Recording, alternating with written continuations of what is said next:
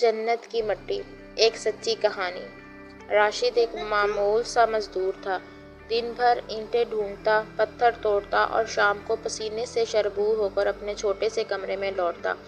مگر اس کے دل میں ایک بڑی خواہش تھی کہ وہ اپنی ماں کے لیے مکہ لے جانا چاہتا تھا تاکہ وہ حج کر سکے۔ ماں نے ساری زندگی بیٹے کے لیے قربان کر دی۔ اب راشد کا دل چاہتا تھا کہ ماں جنت کی وہ خوشبو پالیں جو اللہ کے گھر سے اٹھتی ہے۔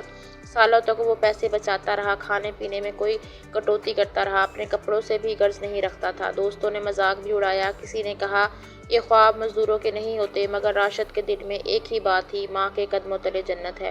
میں ماں کو جنت کی مٹی تک پہنچانا چاہتا ہوں۔ آخرکار وہ دن آ گیا جب اس کے ماں پاس اتنے پیسے ہو گئے کہ وہ ماں کو حج پر لے جا سکتا تھا۔ ماں کی آنکھوں میں خوشی کے آنسو تھے جب وہ دونوں مکہ پہنچے اور ماں نے پہلی بار خانہ کعبہ کو دیکھا تو زمین کو چھو کر سجدہ کیا اور کہا، یا اللہ، میرے بیٹے کو جنت کی مٹی نصیب فرما۔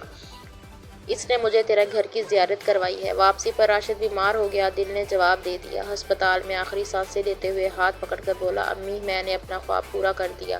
راشد اس دنیا سے رخصت ہو گیا۔ ماں نے بیٹے کو اپنے گاؤں کے اس چھوٹے سے قبرستان میں دفن کروایا جہاں صرف نیک لوگوں کو دفن کیا جاتا تھا۔ ہر سال لوگ اس قبر کے پاس آتے اور دعا مانگتے اور کہتے، یہ وہ قبر ہے جسے جنت کی مٹی نصیب ہوئی، کیونکہ اس میں ماں کی خواہش اور ماں کی دعا کبھی خالی نہیں جاتی۔